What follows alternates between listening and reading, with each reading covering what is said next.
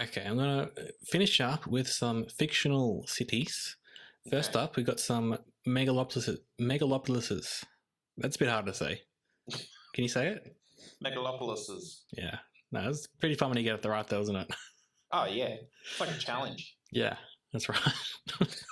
Just a word, though, but whatever.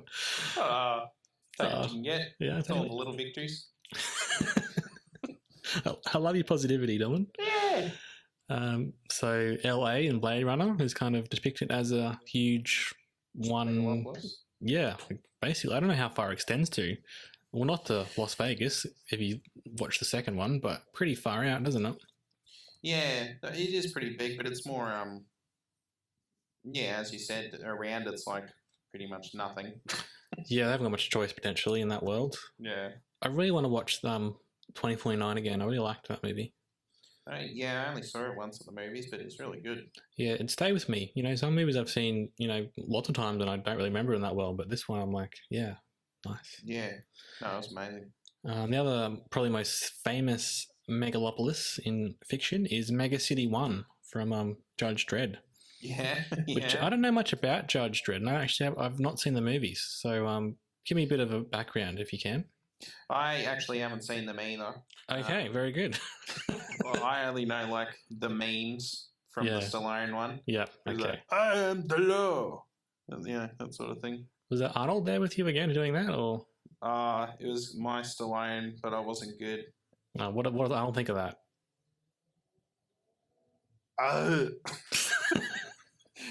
What have you done to him? Oh, he's got a bit of stomach pain. Oh, okay. I ate some bad fried rice last night. Yeah, it is. Oh, poor Arnold. Yeah. It's in the background. Yeah. Okay, so you don't know much about it. All I know is that it's a huge, potentially all of America in one city, or at least half America in one city. And you've got a judge who's going around and he's the law and can kill people and whatever. And well, I think there's a whole set of judges. Right. They're kind of like the cops sort of thing. But one and everything. I've always found it interesting, but I've never got around to reading any or watching any Judge Dredd, Yeah, I was going to watch the Carl Urban one because apparently that's really, really good. And it's, kind of cheaply made, but in a good way. Like it's all in the one same building. Yeah. I'm going to look up and see if it's available for us to watch. Oh, I'm sure it is. It's somewhere. It's on Stan. How good. Everything's on Stan. Everything's on Stan. Yeah. Sorry, Americans, you don't get Stan. Like losers. Sucked in. Ah. Okay, quickly. I know we're talking about cities a lot, and that's probably not interesting anyone apart from me, so we'll just keep going. Excuse me. Oh, sorry, I'm quite interested. You're enjoying this? I am. I didn't think you would, so this is good. Oh, well, why'd you pick it? You didn't think I'd enjoy it. No, I thought you'd humour me. You wouldn't be into it, No, I'm all aboard. You're onto it. Choo-choo. Now, I don't want to say that I've covered every potential city. There's lots of variations out there, but sure. Okay, into some fictional twin cities. Back to the good boys. Love the twin cities, don't we? Yes, boy. Duckburg and St. Canard from Darkwing Duck. Nice. Which I've never seen any of Darkwing Duck. No, I was more of a DuckTales fan more than Darkwing Duck. I wasn't into that either. I'm not into it, I just never got around to it. But it's all on Disney Plus now, I hear, so maybe I'll have to deep dive. Yeah, it's got the classic DuckTales and the new one. Okay, that's good. Don Cheadle as Donald Duck in one of the episodes. You recommend it? Yeah, it's funny. Okay, all right. Another fictional twin city is Bezel and Ulkrama. I'm not sure how to say them. But they are intertwined twin city-states in Eastern Europe whose inhabitants have trained themselves to only see the city they live in and unsee the city they don't. And that's from a novel by China Miéville in The City and the City. So kind of a magic realism sort of scenario. It's bizarre. Is it kind of like a... no, it's probably not. Kind of like a Gorilla City sort of situation, I was going to say. But you can't see it's there, but it exists. I'm not... I think it's kind of like... they're occupying the same space simultaneously, but you can only see if you're in one side, Yeah, okay. And there was a BBC adaptation of this book a few years ago. It was well received, and it's like it's a police procedural, but also kind of speculative, weird fiction they call it. So supernaturally sort of combination. That sounds pretty cool to me. Yeah. Central City and Keystone City. Ooh. So we're getting into the one I love. We're bringing it back to Batman like we always do. I'm all aboard that though. Come on. So Central is where the Flash is from, mm-hmm. But Keystone City is next door apparently. And then they're currently shown as twin cities, but before the crisis of Infinite Earths, they were presented as located in the same space but on different parallel Earths. So kind of a similar scenario, I suppose. Yeah, it's like I think how DC explains it, it's like they're all occupying the same space, but they vibrate at different frequencies, and that's how. Yep. Yeah, it's weird. But yeah, Keystone was like Jay Garrick Flash. Yeah, the other Flashes. Yeah. But now they're both in Kansas across a river, apparently. Yeah, why not? Why not? And Central City being like in the center of America, I suppose, if it's central. So central location. But here's the two big ones, the ones you've been waiting for: Gotham and Metropolis. Now, not always shown as twin cities, but in the 70s and 80s they kind of were, and in the most recent movies they have been as well.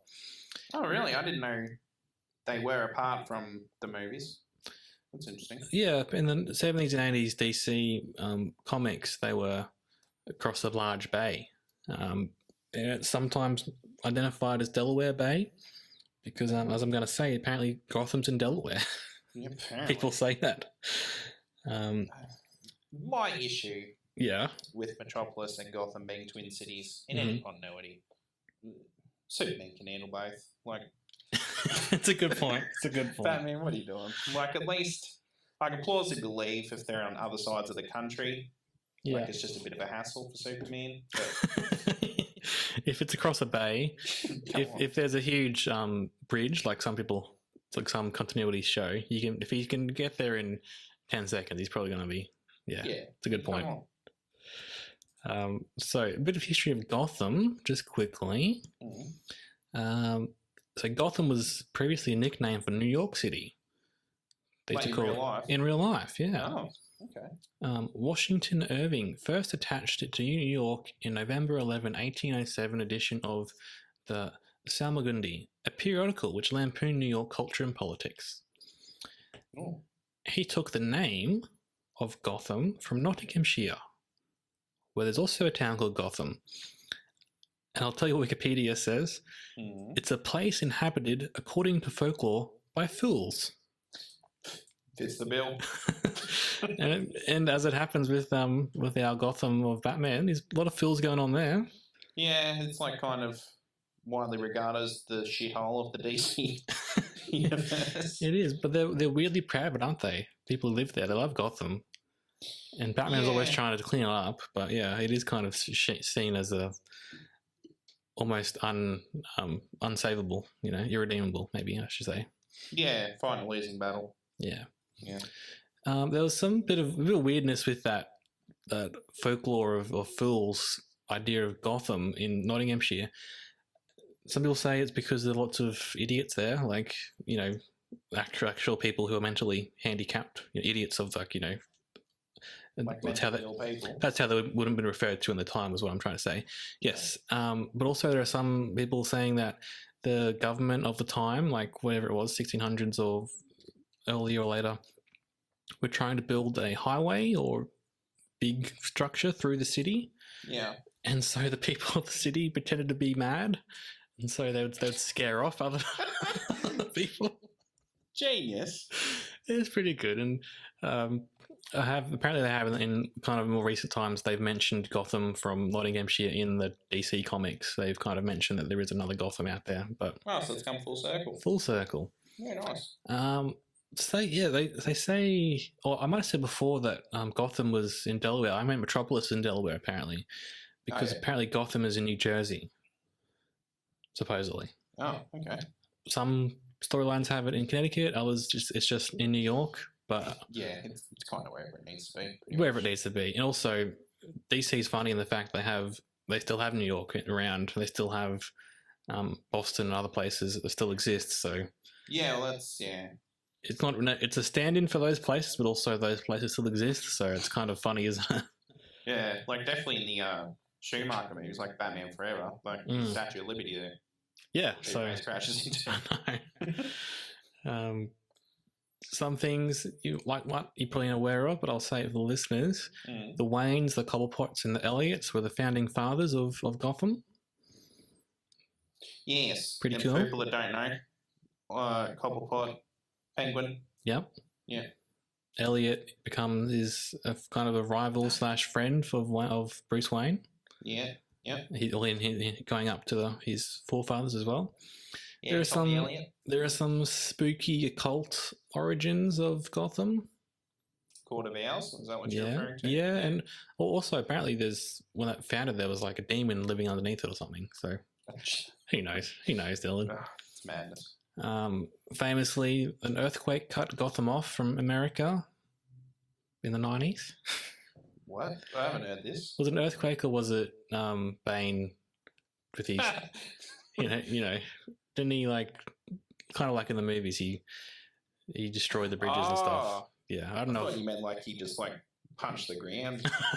No, I don't know if he was behind it or whether he just profited off that scenario. But they came back together, and then there were lots of gang wars. And they mentioned specifically when Jason Todd comes back, I'm like, isn't it gang wars forever in Gotham?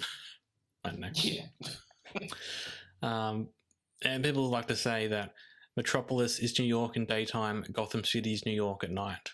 So no one really knows who said that, but it might have been Frank Miller or John Byrne, perhaps, who said that. So yeah, but it makes a lot of sense too.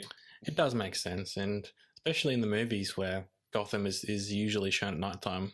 Well, most of what Batman does is at nighttime, I should say. So yeah, it's very uncomfortable seeing Batman in daylight, in full costume.